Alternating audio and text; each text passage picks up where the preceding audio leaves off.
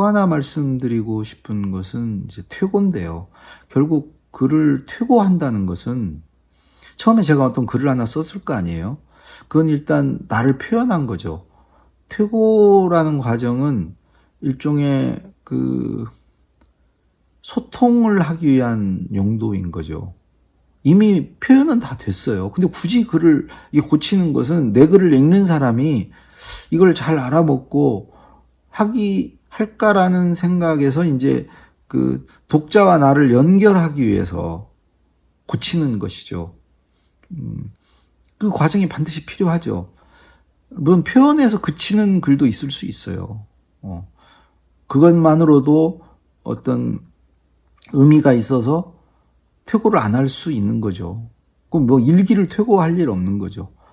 자기 어떤 치유를 하기 위해서 스스로 뭔가 혼자 글 쓰는 거, 끄적끄적 하는 거, 그런 낙서 같은 글을 뭐 퇴고할 일은 없는 거죠. 퇴고를 하는 것은 그 독자와의 다리를 튼튼하게 놓기 위해서 기왕이면 2차선보다는 4차선으로 독자를 잘 알 수가 없으니까 이게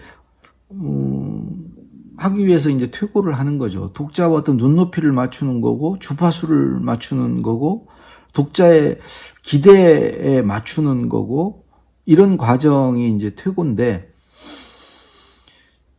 엄밀히 얘기하면 그렇게 얘기를 하죠. 잘 쓴 글은 없다. 잘 고쳐 쓴 글만 있다. 글은 얼마나 잘 고치냐의 승부지 처음부터 잘 쓴 글은 없다. 그 해밍웨이도 내 글은 다 뭐 쓰레기, 초고는 다 쓰레기고 걸레다. 하지만 뭐 많이 고쳐서 이제 좋은 글이 된다. 근데 여기서 이제 고치기 위해서 제가 몇 가지 말씀드리고 싶은 것은 첫 번째는 횟수가 중요하다는 겁니다. 고치는 횟수. 오랫동안 한 번을 오랫동안 보는 것보다는 짧게 여러 번을 보는 게 훨씬 효과적이다.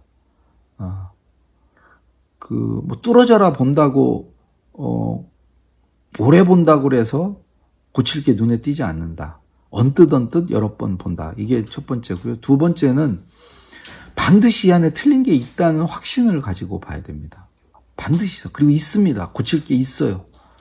그 마음이 없으면 우리 뇌는요 귀찮아해요. 그냥 대충 넘어가고 싶어 해요. 왜 반드시 있다. 반드시 찾아라. 이런 생각으로 이제 봐야 된다는 게 이제 두 번째고, 세 번째는 다양한 환경에서 봐야 됩니다. 그건 시간과 장소를 달리해가면서 봐야 된다는 거죠. 뭐 버스 안에서도 보고, 뭐 사무실에서도 보고, 화장실에서도 보고, 뭐 카페에 가서도 보고, 다양한 환경에서 아침에도 보고, 뭐 저녁 때도 보고. 그리고 네 번째는 목적의식을 가지고 봐야 됩니다. 그냥 전체적으로 쑥 보는 것도 필요하죠. 그런데 이번에는 어휘만 한번 바꿔봐야 되겠다. 더 많은 어휘로. 이번에는 사실 확인, 팩트 체크만 해봐야 되겠다. 뭐 이름이라던가 지명이라던가 뭐 숫자라던가 이런 사실 확인만 해봐야 되겠다. 이번에는 문장 중에 비문, 문법에 안 맞는 문장을 좀 걸러내야 되겠다. 이렇게 하나씩 목적의식을 가지고 볼 필요가 있다는 거죠. 어떤 경우는 문단 중심으로만 본다든가, 어떤 경우는 전체 흐름, 문맥을 전체 어떤 흐름만 본다든가, 이렇게 하나씩 떼어내서 봐야 된다.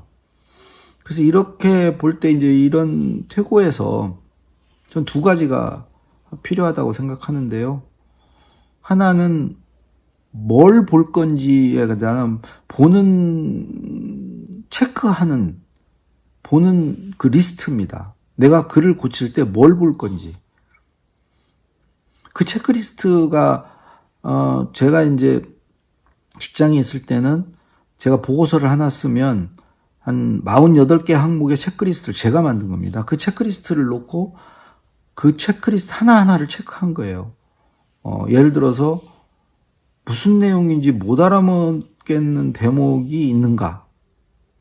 이런 항목들을 쭉 하는 거죠. 근거는 뭐 충분한가? 뭐 대안은 제시되어 있는가? 이런 항목들을 한 48개를 놓고 그 채에 거르는 거죠, 하나씩. 그게 이제 첫 번째 그 퇴고의 체크리스트가 있어야 된다는 거. 이게 이제 명문화 되어 있지 않더라도 누구나 머릿속에 있습니다. 글을 고칠 때. 나름대로 뭔가를 고칠 때는 뭘 고칠지를 보고 그걸 체크해 보는 거니까요. 또 하나 필요한 것은 오답 노트입니다. 예를 들어서 나는 A가 아니고 B라고 생각한다 라는 그 기준이 자기 머릿속에 있어야 되는 거죠. 예를 들어 노무현 대통령이 글을 늘 고치죠. 김대중 대통령도 고치시고. 근데 그 고치는 기준이 있죠. 그거를 노무현 대통령 같은 경우는 취임 초기에 저를 불러서 한 2시간 동안 30몇 가지를 불러주셨어요. 이렇게 쓰지 말게, 이렇게 쓰게. 이렇게 쓰면 오답이네. 정답은 이거네. 근데 이 오답 노트가 머릿속에 많은 사람이 저는 글을 잘 고치고 잘 쓸 수 있다라고 생각을 합니다. 근데 이 오답 노트 만드는 게 사실 어려운 게 아니거든요. 포털 사이트 가보면 뭐 글쓰기나 뭐 보고서나 이런 걸 치면 이렇게 쓰지 마라, 이렇게 써라. 그런 게 많이 있죠. 그 중에 맞아, 나도 이렇게 쓰는 게 맞다고 생각해. 나도 이렇게 안 쓸래. 라고 하는 것들을 추려내면 되는 거죠. 나만의 오답 노트를 만들면 된다는 거죠. 예를 들어 거기에 2갈식으로 써라. 그렇지 않으면 오답이다. 난 2갈식으로 쓰기 싫은데 그러면 그 채택 안 하면 되는 거죠. 뭐 어떤 경우에는 피동형 쓰지 마라. 또는 번역투의 문장 쓰지 마라. 뭐 한자어를 가급적 쓰지 마라. 받아들이기 싫으면 안 받아들이면 되는 거죠. 근데 어딘가에 을르리가 쓰지 마라. 공부했다라고 쓰고, 생각을 했다. 을자 쓰지 말고 생각했다라고 쓰고, 생각이 났다도 생각났다라고 쓰고, 이거는 좀 말이 되는데, 나도 앞으로 이렇게 불필요한 을르리가, 합의가 됐다? 합의됐다라고 쓰면 가짜 필요 없네? 을르리가 안 써야 된다? 그럼 그 항목을 하나 넣는 거예요. 불필요한 을르리가 쓰지 않는다. 거기에 맞춰서 그게 이제 오답 노트가 되는 거죠.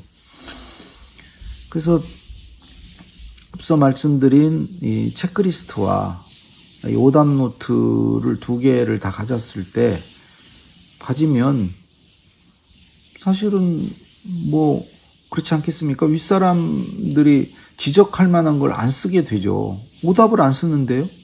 위에서 체크하는 것들을 자기가 미리 다 체크해 버리는데, 그건 일반 독자를 상대할 때도 마찬가지고요.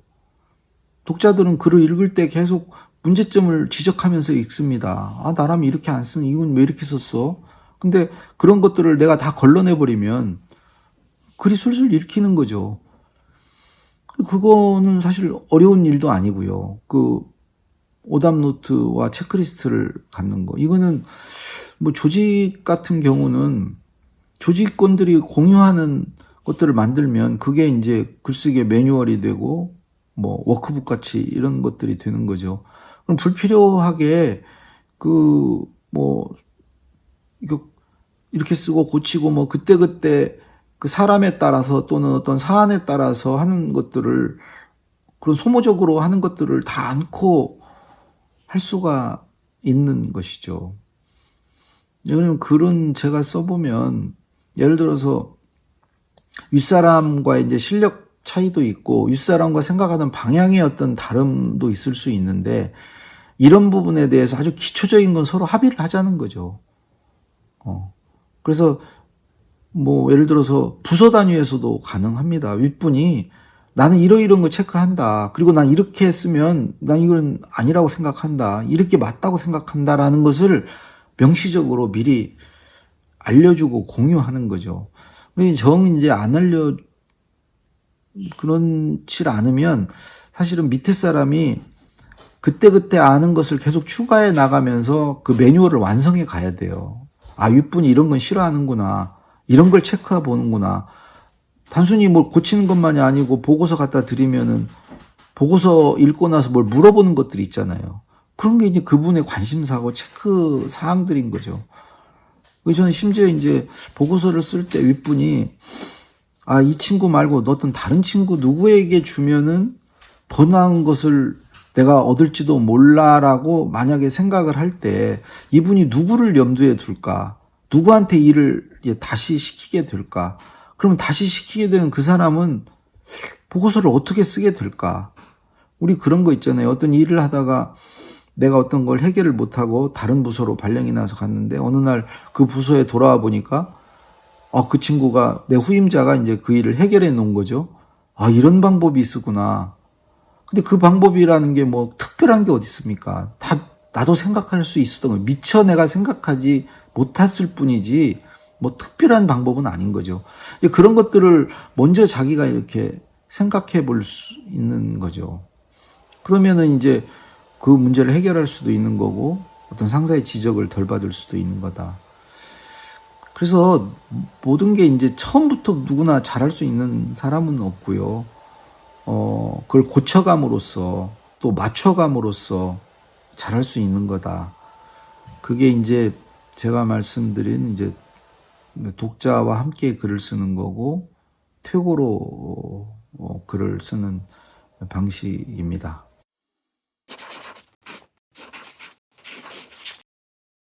그리고 이제 마지막으로 하나 이제 오늘 강의가 이제 글쓰기에 관해서는 마지막 강의인데요. 꼭 책 쓰기를 해보실 것을 정말 권해드리고 싶습니다. 저는 앞으로 5년, 10년 내에 누구나 자기 책이 있는 시대가 올 거라고 생각합니다. 그 책이 무슨 종이책의 형태만이 아니고 그게 오디오북이 됐건 어떤 영상책이 됐건 이렇게 뭐 우리가 영상을 계속 자기가 뭐 휴대폰 놓고 저도 지금 그렇게 하고 있지만 이렇게 하다 보면 그게 사실은 그 종이에 이렇게 인쇄된 것만 책이 아니잖아요. 이런 것도 책이고 뭐 이렇게 영상 찍는 게 부담되면 자기 목소리 녹음만 해도 그게 저는 책이 된다고 생각하고 궁극적으로 저는 적어도 여기 와서 살다 갔으면 흔적을 남겨야 된다. 자기가 다음 세대를 위해서 뭔가를 자기가 살면서 경험하고 느끼고 배운 것들 그것들을 어떤 식으로든 남길 필요가 있다. 그래서 그게 그렇게 이제 다 남기는 시대로 우리는 가고 있다는 거죠. 저희 세대까지만 해도 뭐 어디를 다니고 뭐 출세를 어떻게 하고 뭐 몇 평에 살고 뭐 어느 직급까지 뭐 어쩌고 이런 게 이제 중요해졌다면 앞으로는 오래 살기 때문에 그 소위 어디에 다니고 내가 어느 직급에 올라갔다고 하는 분이 내 전체 인생에서 비중이 굉장히 적어지고 그보다 한 2배, 3배 되는 인생을 어디에 다니지 않고 나 자체로 내 이름을 가지고 어떤 독립된 나로서 살아가는 기간이 엄청 길기 때문에 그 기간 동안에 그 시간 동안에 사람들은 나를 돌아다보고 나를 남기려고 하고 그런 때 뭔가 책을 쓰게 될 거다. 다 책을 쓰게 될 거다. 그래서 이 이제 방송을 보시는 분들이 조금이라도 빨리 나도 이제 책을 하나 써봐야 되겠다는 그 마음을 저는 갖는 게 좋다는 생각이 들고 그걸 가진 순간부터 세상이 좀 오히려 좀 달라 보이고요. 하나하나 하는 내 일이 의미 있어지고요. 공부가 재밌어지고 늘 뭔가를 메모하게 되고 그러면서 어떤 삶에 활력이 생기고 모든 거에 막 의문을 갖게 되고 상상하게 되고 이렇게 될 거라고 생각을 합니다. 그래서 꼭 한번 책 쓰기에 도전해 보시길 바라면서 오늘 강의를 마치겠습니다. 감사합니다.